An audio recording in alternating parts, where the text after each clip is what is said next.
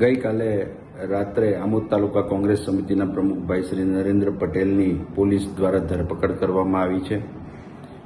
આ બનાવ તારીખ 4ના રોજ તાલુકા વિકાસ અધિકારીની ઓફિસમાં બન્યો છે એવું ફરિયાદી ટીડીઓનું કહેવું છે। ત્યારે જનપ્રતિનિધિ તરીકે તાલુકા પંચાયતની અંદર ટીડીઓની ઓફિસમાં બેસી અને ચર્ચા કરવી, એ જો કોઈ ગુનો બનતો હોય તો સરકારી ઓફિસોમાં જશે કોણ? જો જનપ્રતિનિધિઓ નહીં જઈ શકે અને એમના ઉપર આવો એક ડર ઊભો કરવા માટે, ખોફ ઊભો કરવા માટેનો પ્રયત્ન ગુજરાતની પોલીસ પણ એમાં સહકાર આપી અને કરાવતી હોય તો આ લોકશાહીનું ખૂન છે। લોકશાહી કઈ રીતે આપણે આને કહી શકીએ? મેં આખો જે વાર્તાલાપ છે એ વાર્તાલાપ પણ સાંભળ્યો છે। એમાં કોઈ એવી ઉગ્ર ચર્ચાઓ થઈ નથી। તેમ છતાં એક રાજકીય પાર્ટીના પ્રમુખને ટાર્ગેટ કરી અને કોંગ્રેસના કાર્યકરોને દબાવવા માટેનો આ એક પ્રયાસ છે। આ બાબતે એસપી ભરૂચને સી સમરી ભરવા માટે પણ 6 તારીખે મેં પત્ર લખ્યો અને 7 તારીખે એની ધરપકડ કરવામાં આવે છે। એ બાબતની ગંભીર નોંધ કોંગ્રેસના આગેવાન તરીકે અમે પણ લીધી છે અને પોલીસને અને અધિકારીઓને પણ ચેતવવા માંગીએ છીએ કે અધિકારીઓનું પણ અમે સન્માન કરીએ છીએ।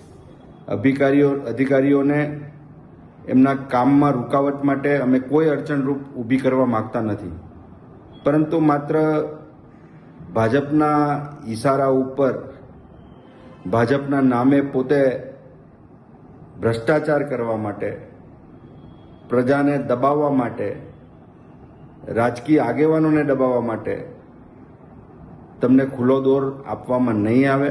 એના માટે ગમે તે લડત લડવાની હશે તે લડીશું।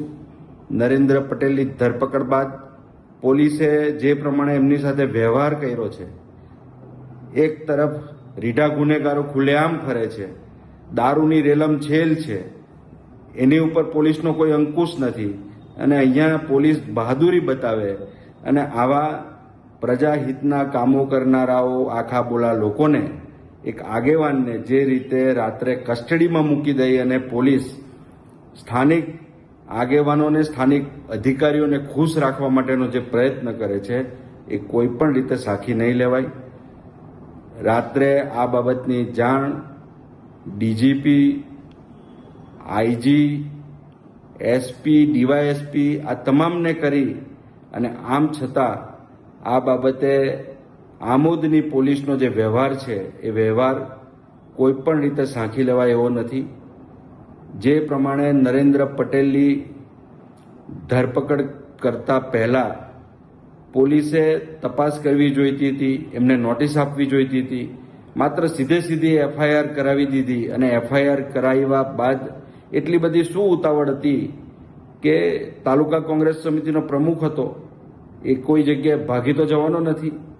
આમ છતાં રાત્રે એની ધરપકડ કરી અને માત્ર કોઈ પણ ગુનો જ નથી બન્યો એવા ફેબ્રિકેટેડ ગુનાની અંદર એક દિવસ જેલમાં રાખવા માટે અને આગેવાનોને દબાવવા માટેનો આ નિર્થક પ્રયાસ પોલીસ કરી રહેલી છે। પોલીસને મારી ચેલેન્જ છે કે આ નરેન્દ્ર પટેલ એક કોંગ્રેસનું લોહી છે, એ ક્યારેય ડરશે નહીં અને તમે આ પ્રમાણે ખોટી એફઆઈઆરો કરીને જો કોંગ્રેસના કાર્યકરોને દબાવવા માંગતા હોય તો એ કોંગ્રેસનો કાર્યકર ક્યારેય સાખી નહીં લે। તમારે એને જેટલા દિવસ જેલમાં મૂકવો એટલા દિવસ મૂકી દેજો, તમને કોઈ રોકતું નથી, પણ તમે ખોટા કામો કરશો તો તમે પણ જેલમાં જવા માટે તૈયાર રહેશો। ત્યારે તમને કોઈ એસપી કે ડીએસપી બચાવવાના નથી, કોઈ સરકાર બચાવવાની નથી, એટલું ધ્યાનમાં રાખજો। આભાર।